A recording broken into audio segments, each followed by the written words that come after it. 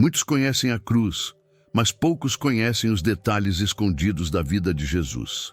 Há segredos nos evangelhos que raramente são lembrados, e cada um deles pode transformar a maneira como você enxerga o Salvador. Por que ele escolheu pescadores comuns para caminhar ao seu lado? Por que nasceu em Belém, a casa do pão? E por que, mesmo sendo a própria palavra de Deus, nunca escreveu um livro? Talvez você carregue dúvidas silenciosas ou dores que o tempo não curou. E se eu lhe disser que, em cada detalhe esquecido da vida de Cristo, há uma resposta para a sua alma? Este não é apenas um estudo histórico, é um chamado. O chamado para olhar além do óbvio e descobrir que Jesus não veio apenas para ser lembrado.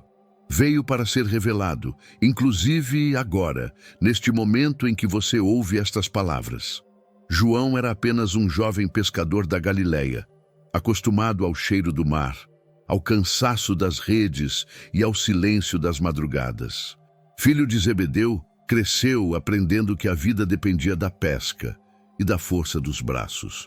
No entanto, por trás daquela rotina simples, havia um coração sensível, pronto para ouvir o chamado de algo maior. Foi nesse cenário comum que o extraordinário se aproximou dele, Jesus caminhando à beira-mar. O encontro com Cristo não foi um detalhe na sua biografia, mas o início de uma transformação radical.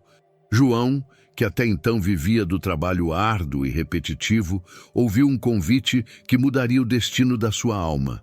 Segue-me. Essa simples palavra rompeu com a normalidade e abriu diante dele um novo horizonte.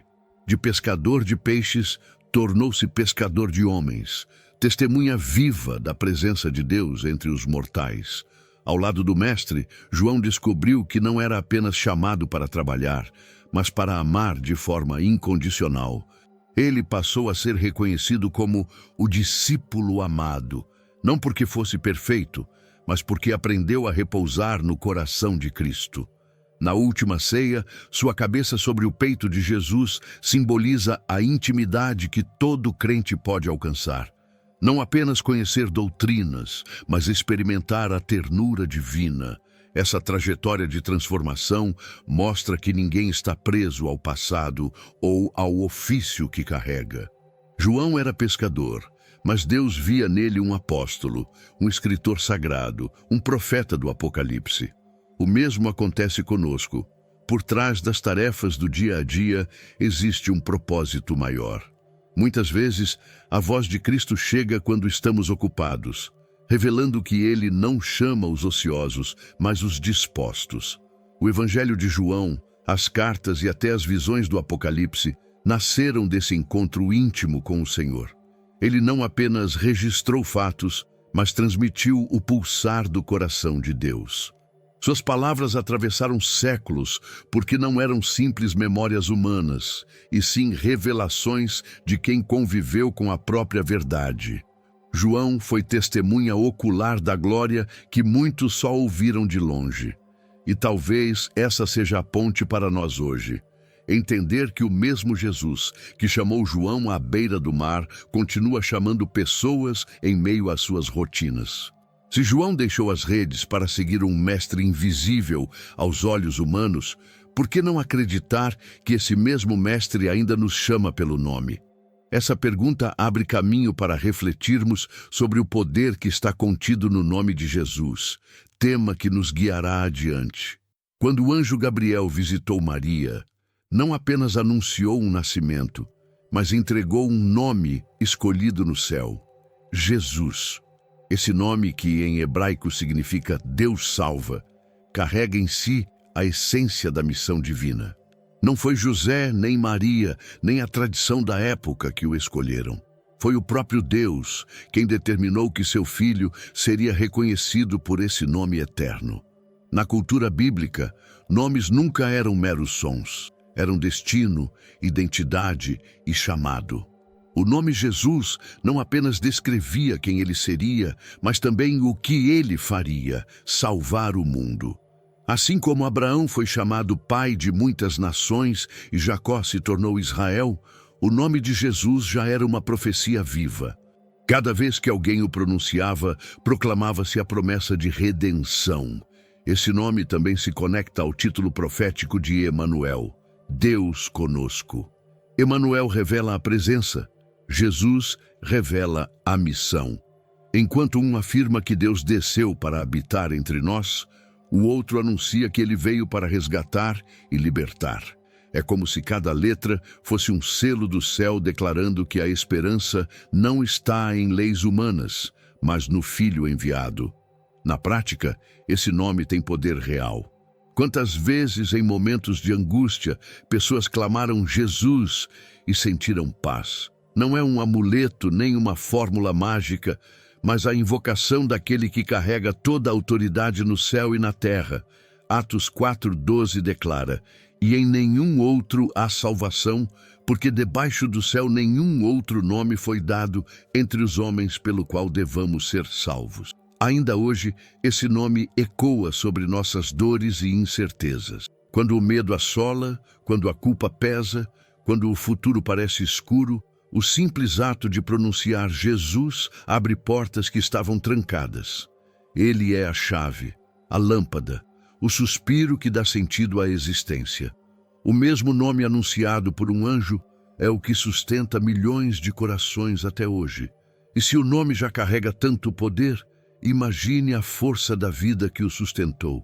Aquele que foi chamado Jesus não apenas veio com um título sagrado, mas com um ofício humano que ensinaria paciência e humildade. É nessa ponte entre o divino e o cotidiano que encontramos o próximo capítulo, a profissão de carpinteiro de Jesus. Você já se sentiu perdido, desconectado de quem realmente é? E sem saber qual o plano de Deus para a sua vida? A verdade é que você não está aqui por acaso. Deus tem um propósito para você, e eu quero te ajudar a descobri-lo. Por isso, criei 3 e-books que vão transformar sua jornada com Deus. Clique no link no comentário fixado e comece sua transformação agora. Antes de ser reconhecido como Mestre e Senhor, Jesus foi conhecido como o Filho do Carpinteiro. Em Nazaré, numa pequena oficina marcada pelo pó da madeira, ele aprendeu a moldar tábuas, corrigir imperfeições e transformar algo bruto em algo útil. Esse ofício simples não era apenas um trabalho manual, mas uma escola silenciosa de paciência, perseverança e humildade. Cada martelada era uma lição.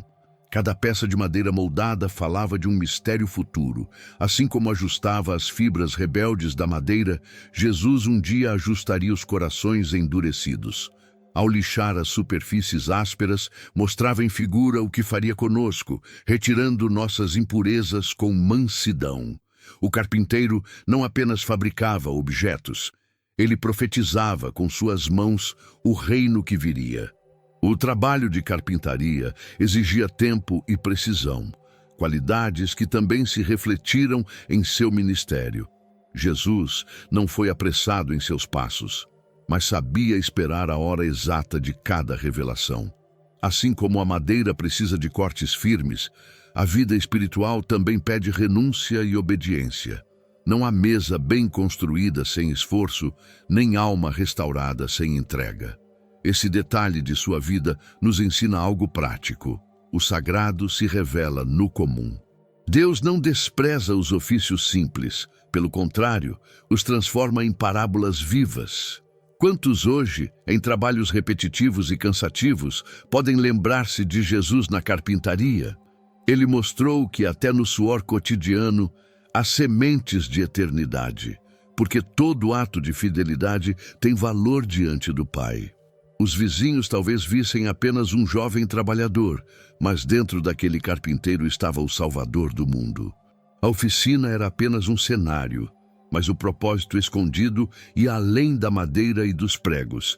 Ele preparava em silêncio o grande momento em que, com outros pregos, cravaria sua missão na cruz. A madeira que sustentava mesas e portas um dia sustentaria também a redenção da humanidade. E é nesse contraste entre a infância comum e a missão extraordinária que surgem os relatos sobre sua juventude. Poucos detalhes chegaram até nós, mas cada registro, seja nos evangelhos ou nos escritos apócrifos, aponta para uma criança e adolescente já marcada pela sabedoria divina. Assim, entramos no próximo mistério, a infância e adolescência de Jesus. Gostou do conteúdo e ele fez diferença para você? Clique no Valeu Demais e apoie nosso trabalho. A Bíblia guarda silêncio sobre grande parte da infância de Jesus, mas deixa uma cena gravada em Lucas 2, o menino de 12 anos no templo, entre os doutores da lei. Ali, enquanto seus pais o buscavam angustiados, ele já discutia com sabedoria que surpreendia os mestres. Era mais que um adolescente curioso, era a palavra encarnada, revelando-se em meio ao silêncio da história. Essa única cena oficial já diz muito. Aos 12 anos, idade em que um menino judeu passava a assumir responsabilidades religiosas, Jesus mostrou que sua ligação não era apenas com a tradição, mas diretamente com o Pai. Quando respondeu a Maria e José, "Não sabíeis que me convém tratar dos negócios de meu pai?", deixou claro que sua vida tinha uma direção diferente, ainda que permanecesse submisso em casa. Mas além dos relatos canônicos, surgiram escritos chamados apócrifos, que, embora não tenham autoridade bíblica, ecoam a fascinação sobre a juventude de Jesus. Neles, aparecem histórias como a de pássaros de barro que ganhavam vida em suas mãos, ou curas realizadas em brincadeiras infantis. São narrativas que, mesmo lendárias, refletem a percepção de que desde cedo havia nele algo que ultrapassava o natural. Esses relatos, verdadeiros ou não, apontam para um ponto essencial. A sabedoria e compaixão de Jesus não surgiram de repente em sua vida adulta. Seu coração já pulsava com o amor divino desde a infância. Quem observa uma criança cheia de bondade e sensibilidade pode imaginar um vislumbre do que os vizinhos de Nazaré viam naquele menino. Deus escolheu se revelar no processo humano do crescimento. Essa parte de sua vida nos lembra que o extraordinário pode estar escondido em rotinas simples. Muitas mães e pais olham para seus filhos e se perguntam que destino os espera. Em Jesus, vemos o exemplo de alguém que, mesmo passando por uma infância comum, já carregava o peso de uma missão eterna. Ele era criança, mas cada gesto anunciava o futuro Salvador. E se a infância e a adolescência despertam tanta curiosidade, surge naturalmente outra pergunta. Por que aquele que impressionava mestres e multidões não escreveu nenhum livro de próprio punho? O silêncio de Jesus, em tinta e papel, é um mistério que nos abre o próximo capítulo, o enigma de por que ele não deixou escritos próprios. É intrigante pensar que aquele que é chamado de a própria palavra de Deus nunca escreveu um livro. Ele sabia ler, como mostra ao abrir o rolo de Isaías na sinagoga, mas não deixou nada escrito de próprio punho. Esse silêncio não foi acaso. Foi uma escolha. Ele preferiu inscrever sua mensagem em corações vivos, não em páginas de pergaminho. Naquele tempo, a maioria das pessoas era analfabeta. Se Jesus tivesse escrito tratados, poucos teriam acesso. Ao optar pela palavra falada, transmitida de boca em boca, ele alcançou pescadores, viúvas, soldados, crianças e mestres da lei. Sua mensagem não era para bibliotecas, mas para ruas e montanhas. Ele não fundou uma escola de escribas, mas caminhou entre os pobres e cansados. Além disso, se tivesse deixado livros, talvez muitos se prendessem apenas às letras, esquecendo que ele mesmo era a encarnação da mensagem. João, o discípulo amado, escreveu que no princípio era o Verbo. João 1:1. Isso significa que Jesus não veio trazer apenas palavras, mas ser a palavra viva. Sua vida, suas ações e sua morte na cruz são o verdadeiro livro aberto diante da humanidade. Os evangelistas, inspirados pelo Espírito Santo, registraram depois suas palavras e feitos, mas sempre apontando para ele, não para si mesmos. Isso nos ensina que o foco nunca deveria ser no mensageiro humano, mas no próprio Cristo. O silêncio de sua pena é, paradoxalmente, a eloquência do seu ser. Ele não precisava de páginas. Sua vida era a pregação perfeita. Na prática, isso também nos toca. Quantas vezes buscamos frases escritas, mas ignoramos o testemunho vivido? Jesus nos chama não apenas a citar versículos, mas a viver como cartas abertas. Paulo reforça isso em 2 Coríntios 3:2, quando diz: Vós sois a nossa carta, escrita em nossos corações, conhecida e lida por todos os homens. Assim como ele, somos chamados a ser testemunhos vivos. Esse enigma nos leva a outra reflexão. Se Jesus viveu como palavra encarnada, também viveu como homem inserido em uma família.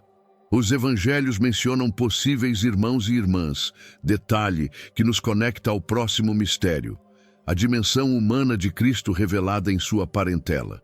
Os evangelhos mencionam nomes como Tiago, José, Judas e Simão, além de fazer referência a irmãs de Jesus. Esse detalhe, aparentemente pequeno, abre um grande debate teológico. Seriam irmãos biológicos, filhos de Maria? Seriam apenas meio-irmãos, filhos de José de um casamento anterior? Ou ainda parentes próximos como primos, segundo o uso da linguagem da época? O fato é que Jesus cresceu em um ambiente familiar, cercado de irmãos de alguma forma. Isso reforça sua humanidade. Ele não viveu isolado, mas dentro da dinâmica real de uma casa com alegrias e tensões, como qualquer família. Quem já conviveu com irmãos sabe bem. Existem disputas, risos, perdão e aprendizados. Esse cenário torna ainda mais profundo o mistério de um Deus que escolheu essa experiência comum. Os evangelhos registram que nem todos creram nele de imediato. Em João 7:5 está escrito que nem mesmo seus irmãos criam nele. Imagine a dor de viver com aqueles que partilhavam da sua infância, mas não reconheciam sua missão. Quantos hoje também sofrem o mesmo, sendo incompreendidos dentro de casa? Jesus conheceu essa rejeição doméstica e isso o torna próximo de nossas dores familiares. Mas, depois da ressurreição, algo mudou. Tiago, chamado irmão do Senhor, tornou-se líder da igreja em Jerusalém, testemunhando que aquele com quem convivera era, de fato, o Cristo.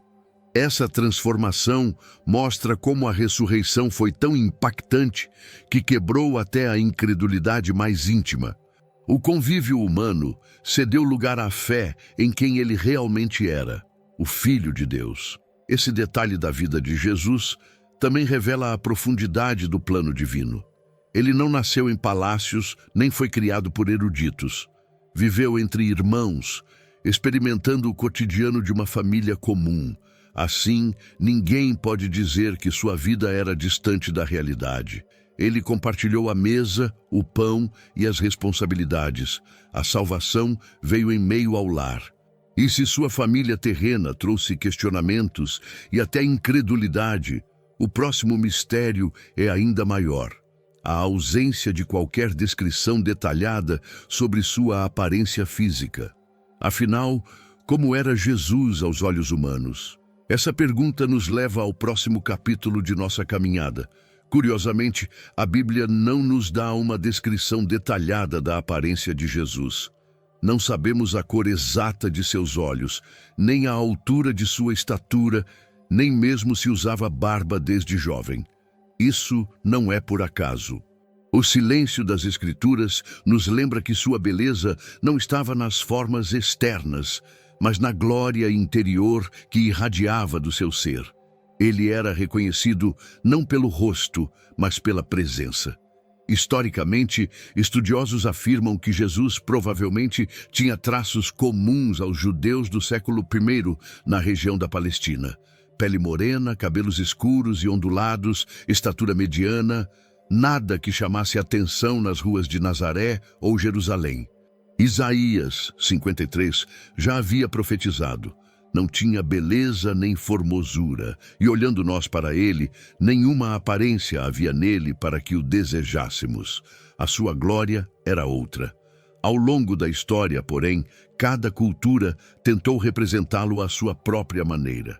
Nas pinturas europeias, muitas vezes foi retratado com traços ocidentais. Em outras regiões, adaptaram-se seus traços à etnia local.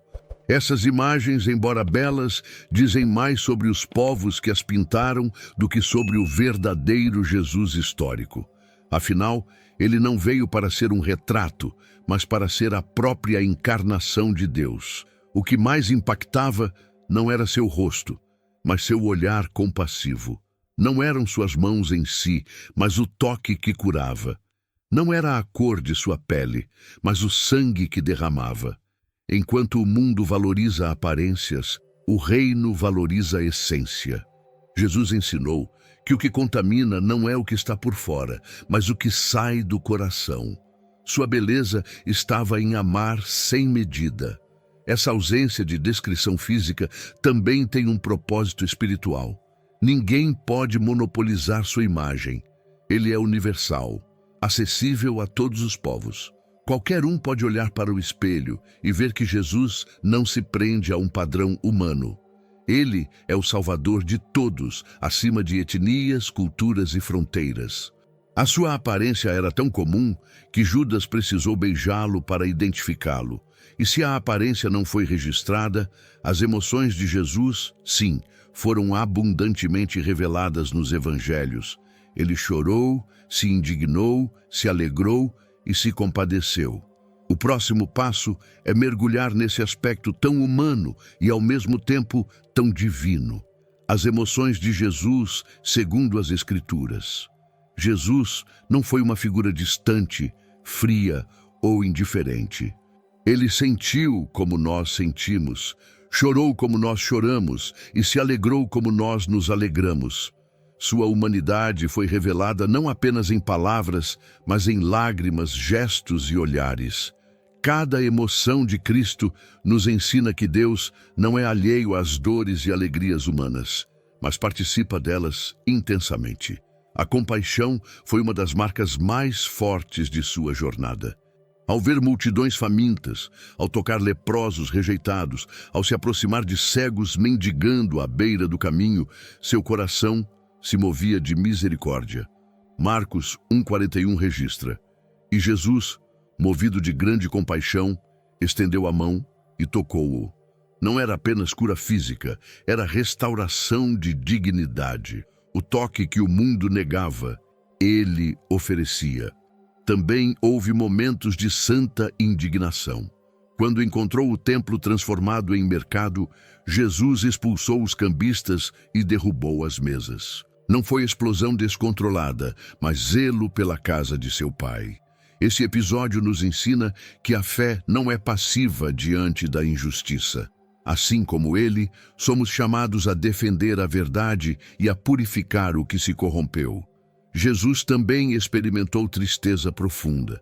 Diante do túmulo de Lázaro, João 11,35 registra o versículo mais curto e talvez um dos mais intensos da Bíblia. Jesus chorou. Ele sabia que ressuscitaria o amigo, mas ainda assim compartilhou a dor das irmãs e dos presentes. Isso revela que o amor não ignora lágrimas, mas se ajoelha ao lado delas. Ele é o Deus que chora conosco antes de transformar a situação. Ao mesmo tempo, os evangelhos mostram sua alegria.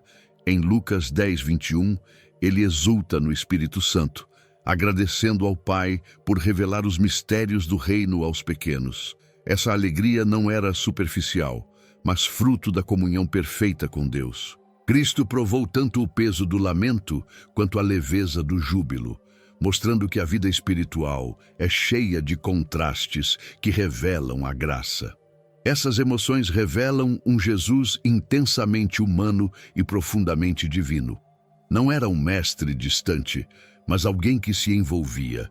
E essa humanidade se conecta ao cenário de seu nascimento, em um lugar humilde que carregava uma profecia antiga: Belém, a casa do pão.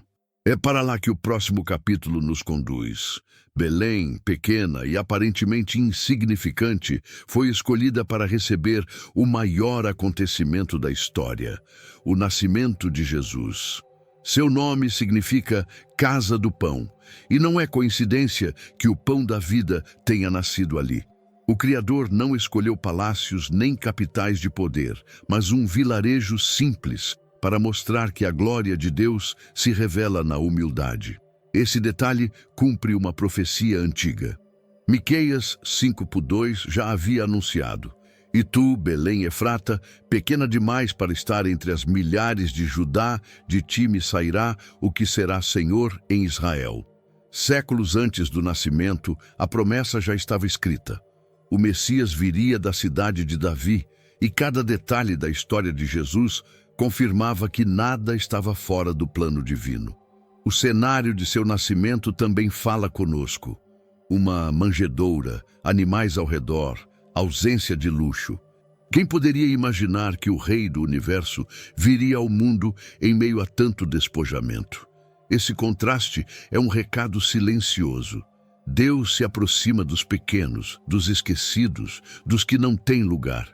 Ele não veio para ser inalcançável, mas para ser encontrado.